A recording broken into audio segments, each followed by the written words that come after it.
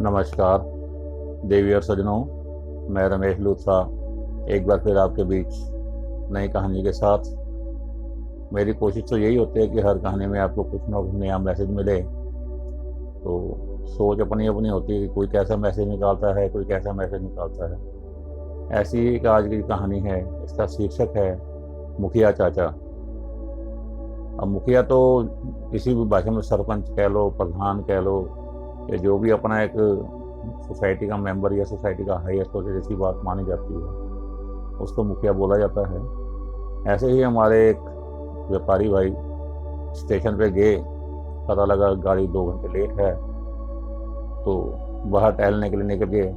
नई दिल्ली स्टेशन के बाहर पहाड़गंज साइड में घूमते हुए थोड़ा टहल रहे थे, देखा 5-7 मोची जो बूट पॉलिश करते हैं बच्चे, बूट पॉलिश करने वाले लड़के लाइन लगा के 6-7 बैठे हुए थे।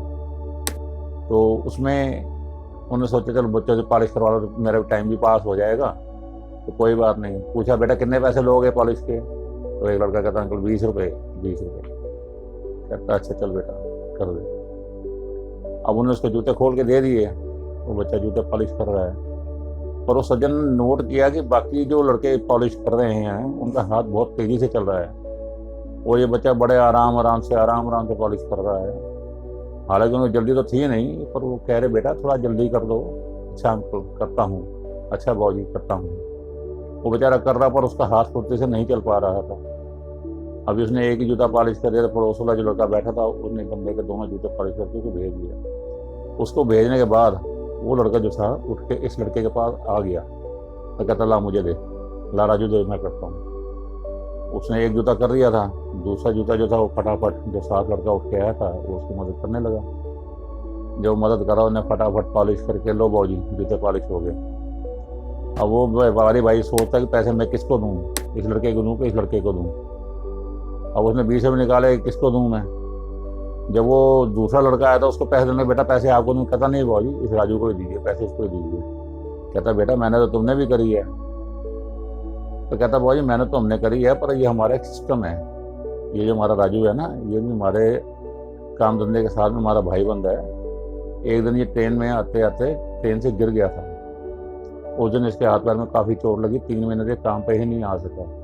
उसके बाद जब काम पे आया तो इसका हाथ और पाँव इतने तेज नहीं चलते, पर मजबूरी है, काम करना होता है। और हमारे जो सोसाइटी है ना जी, वो हमारे मुखिया जी बैठे हैं, वो जो वहाँ पर जूतों की सिलाई वगैरह काम सारा करते हैं, वो हमारे प्रधान हैं। हम सब उनकी बातें मानते हैं और वो बड़े गुणी ज्ञानी आदमी हैं, सत्संगी आदमी हैं। सत्संग में आते जाते हैं, किसी गुरु को मानते हैं, कम बोलते हैं। पर हमारी समस्या सुन के हमारी कोई समस्या होती है तो उसका जो भी मतलब फैसला होता है, जो भी उसका करना होता है, हम सब उन्हीं की बात मानते हैं। उनको प्यार से मुखिया जी कहते हैं, तो वाकई मुखिया के काबिल हैं वो।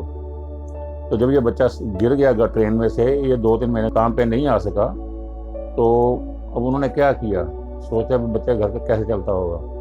तो उन्हें हम सबको कहा कि हमारे घर में हमारे जो काम हम करते हैं सब मिलके, उसमें से एक जो हमारे 8 या 10 बंदे हमारे सोसाइटी है, जो हमारी टीम है पूरी, वो एक पॉलिश के पैसे रोज किसी घर पे दे के आएगा, मतलब 200 रुपये रोज किसी घर में दे के आएगा जब तक ये काम पे नहीं आता। तो वही काम हुआ कि 20-20 रुपये हम पॉलिश के लेते हैं, 20-20 रुपये में इकट्ठे करके 200 रुपये से घर देगा, तो चलो जितना हमसे बन पड़ता है हम राजू की मदद कर पाएँ। अब कुछ दिनों से राजू काम पे आना शुरू हुआ है।